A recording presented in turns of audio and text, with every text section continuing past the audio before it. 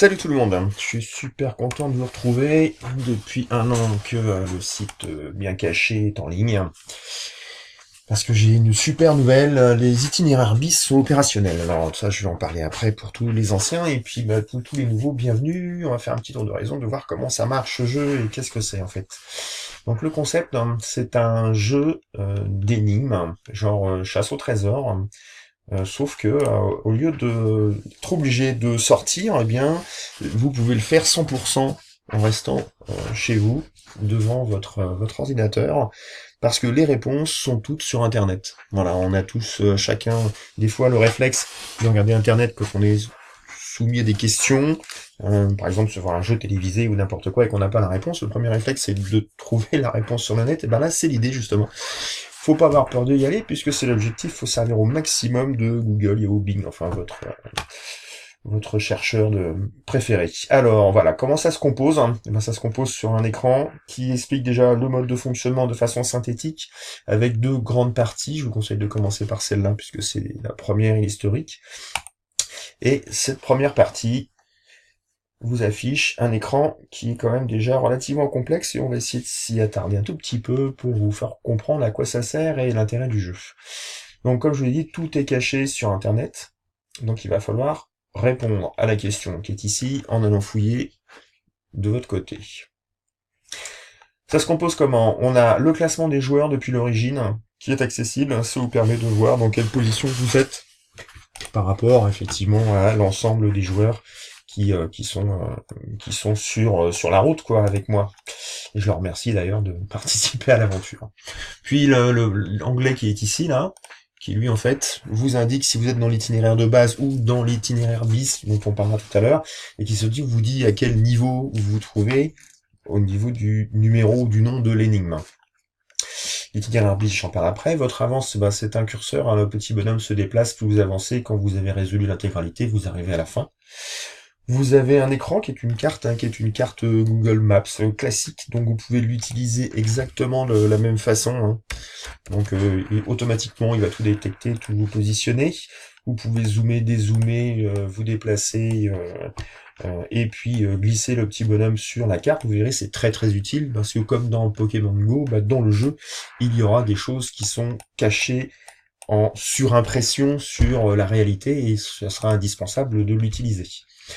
Les cercles sont très importants, les cercles rouges, il peut y en avoir plusieurs, ils seront verts en itinéraire bis, et ils vous donnent des indications supplémentaires à la zone géographique qu'ils couvrent. C'est-à-dire que l'énigme se situe toujours au sein du cercle rouge ou vert, et en cliquant, vous avez des informations supplémentaires. Comme là, c'est la première question, et que le but, c'est d'avoir un petit rôle de formation aussi pour comprendre comment fonctionne le jeu, et j'en ai profité pour vous donner l'intégralité de la réponse. Un sac, ça c'est le sac magique, c'est au fur et à mesure que vous avancez dans le jeu et que vous résolvez des énigmes, ce sac magique va se remplir d'indices qui vous seront indispensables pour trouver des portes magiques qui sont cachées sur Internet et pour pouvoir évidemment les casser pour avancer. Il y a 5 portes magiques à trouver sur le net. Ensuite, notre écran qui est l'écran indice, donc c'est celui qui vous donne les indices, comme son nom l'indique, pour être capable de résoudre l'énigme qui est posée.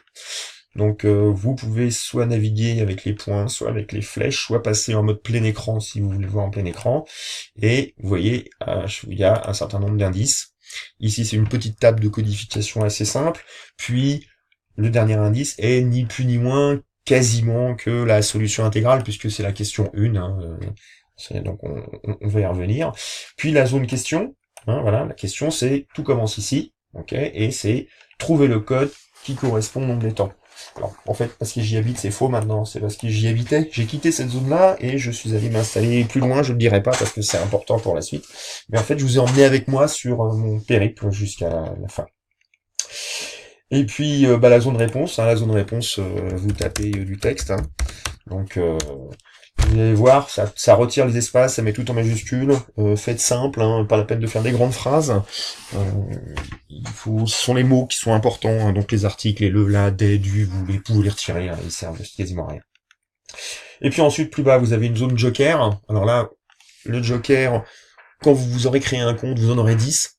Et à quoi ça sert? Eh ben, un joker, ça vous permet de vous sortir de la situation quand vous êtes embarrassé, c'est-à-dire avoir un indice supplémentaire, ou avoir accès à la liste de toutes les solutions fausses qui ont été données par tous les autres joueurs, donc ça permet aussi de pas mal s'aiguiller, ou carrément d'avoir la réponse parce que ça suffit, ça va bien, c'est comme ça. Et puis, bah, évidemment, la zone qui est là s'enrichit d'informations en fonction d'utilisation que vous ferez de Joker. Pour l'instant, vous n'en avez pas, vous n'êtes pas connecté ni créé. Donc, ça m'empêche pas de jouer. Je vais quand même continuer à regarder effectivement le fonctionnement, hein, qui est en gros ce que je suis en train de vous dire. Donc, qui détaille les zones, les écrans, et surtout, voilà, pour vous aider, voici, et comprendre la réponse des premières questions, qui explique tout, comment ça fonctionne. Évidemment, la question c'est quel est le code pour le nombre des temps. Donc le premier réflexe que vous devez avoir, en fait, c'est d'avoir repéré quelle était la zone, d'accord.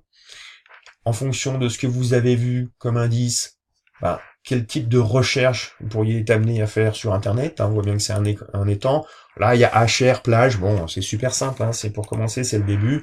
Et une table de codification. Donc, si on ouvrait un nouveau navigateur et qu'on cherchait effectivement HR plage, par exemple, hein, ça serait bien que je l'écrive pas n'importe comment. Voilà, HR plage.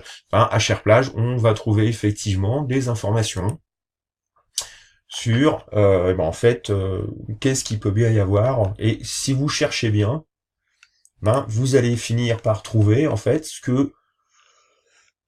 qui est indiqué comme solution pour la première question ici, là, par exemple, en cherchant bien, vous trouvez un peu quelque chose qui s'appelle blablabla, blablabla. Donc effectivement, sur ce lien-là qui est cliquable dans la démo, on trouve bien sur Internet quelque part un truc qui dit que l'étang c'est l'ébauche à Cher-Plage. Voilà, donc ça n'empêche pas que c'est ceux qui connaissent, c'est évidemment trop facile, mais bon, c'est toujours pareil. Alors, ensuite, on a effectivement le mot principal, c'est ce que je vous disais qui compte, hein, bauche. On vous demande de le codifier, puisque ça, c'est ce qu'on voit dans l'indice numéro 3, où il y avait B égale roi, égale 1, ainsi de suite.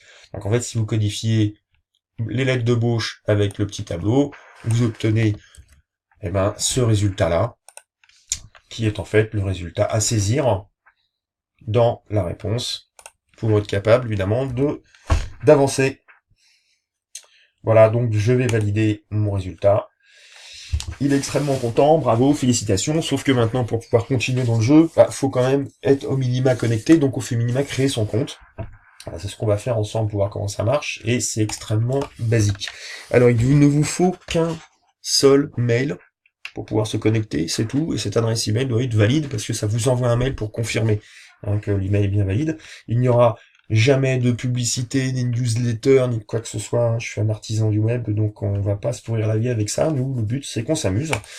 Donc, c'est parti. Donc, je fais m'inscrire, puisque j'existais pas. Et puis, vous prenez votre adresse email valide.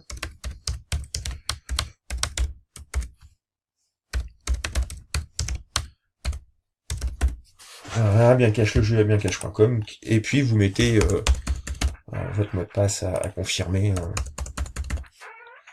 Voilà, si j'ai pas fait d'erreur dans mon mot de passe, ça va donc s'inscrire. Et voilà, donc vous êtes reconnu, hein, ce qui fait qu'à tout moment, vous pouvez vous déconnecter et vous reconnecter. Et vous avez du coup accès à tout l'ensemble des informations, y compris le forum, qui est très très utile, hein, parce que dans le forum, vous pouvez partager des choses, avoir des points de vue, dites que vous êtes à l'aide, quel que soit le numéro de l'énigme, et échanger ça avec plein d'autres joueurs qui sont ravis de partager leurs connaissances ou de partager leurs questions. Donc on retourne dans la première partie, donc cette fois-ci, on est bien dans un mode connecté. Vous allez voir, à chaque fois, il faut attendre un petit peu que tout se synchronise. Voilà. Là maintenant, il propose de se déconnecter, puisque effectivement vous êtes reconnu. Donc si cette fois-ci, je pense que je l'ai encore en mémoire, je retape cette fois-ci ma validation.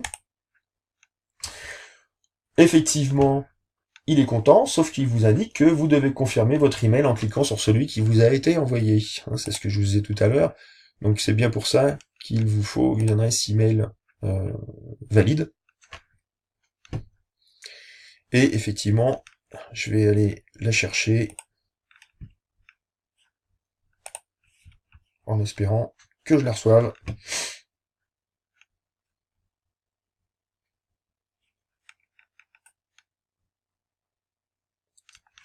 Alors, voici à quoi ça ressemble. On a reçu un email, bien cache, confirmation d'email, machin, bonjour et bienvenue. Donc vous avez un avatar automatique, et puis un numéro. Ça a une certaine importance, vous verrez plus tard. Il vous suffit juste de cliquer sur je confirme, d'accord, qui en fait va vous amener sur la page d'accueil, qui est écoutez, merci, bravo, bienvenue, voilà, je joue donc d'une plage à l'autre. Et là, cette fois-ci, vous êtes donc connecté. Vous avez tout ce qu'il faut pour continuer.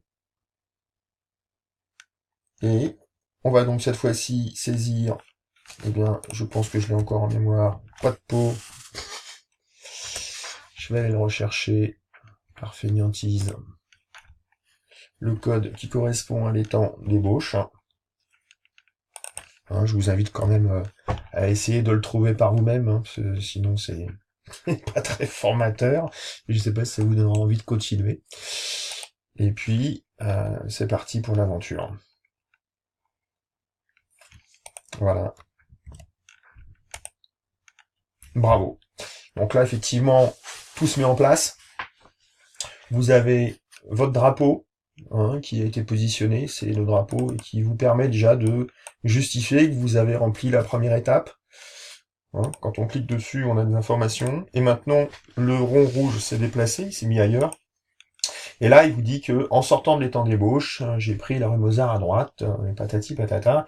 Et vous allez voir que c'est là que c'est extrêmement important d'être capable d'utiliser le petit bonhomme, parce que là il dit, voilà, pris l'avenue Lénine sur 1,2 km vers le nord, et regardez bien le graffiti en Street View, c'est-à-dire que là vous avez effectivement un graffiti, un autre indice, des livres, et là un autre indice, il vous dit glisser le petit bonhomme pour passer la carte en Street View. Donc si on va sur effectivement les temps d'ébauche, on a entendu tout à l'heure que on parlait de l'avenue Voltaire. Ok. Donc voilà, ici, je vais me positionner. Si je reclique sur en sortant des toits d'ébauche, j'ai pris rue Mozart, pardon, à droite et traversé la D30. Donc ici, si vous regardez un petit peu, eh ben, vous allez voir qu'effectivement il y a bien la D30. On a bien traversé la D30 en prenant l'avenue Mozart. Ok. Et puis après, il a dit qu'il tournait à droite sur l'avenue Lénine. Donc je vais un petit peu accélérer le jeu, mais si vous aviez été déjà dans un mode de position pour rechercher effectivement cette avenue Lénine, vous aurez constaté que vous auriez déjà rencontré des étoiles qui vous permettent de vous dire s'il faut continuer ou pas sur le trajet. Donc là, moi, c'est ce que je m'apprête à faire. Je suis parti donc en balade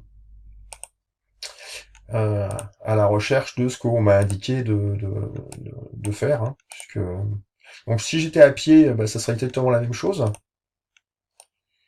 Voilà. Je continue, je me promène. Normalement, si on était sur la carte, on aurait bien pu voir qu'il y avait un certain nombre de kilomètres qui étaient parcourus. Et ici, eh ben, on a trouvé un truc qui, aussi étonnant que ça puisse paraître, ressemble comme deux gouttes d'eau à celui que on était en train de chercher. Et je vous incite à jeter un petit coup d'œil quand même. Il y a des livres, là il y a un livre, peut-être que là il y a quelque chose en passant en mode plein écran. Je vais pas vous en dire plus puisque après ça va vous gâcher le plaisir. Voilà, donc on va passer maintenant à l'étape pour ceux qui ne connaissent pas du tout, qui connaissent pardon très bien le jeu. Donc je vais me déconnecter, je vais passer à un autre joueur qui lui est déjà plus avancé dans le temps, où on va se rendre compte de à quoi servent ces fameux itinéraires bis. Donc je vais me connecter.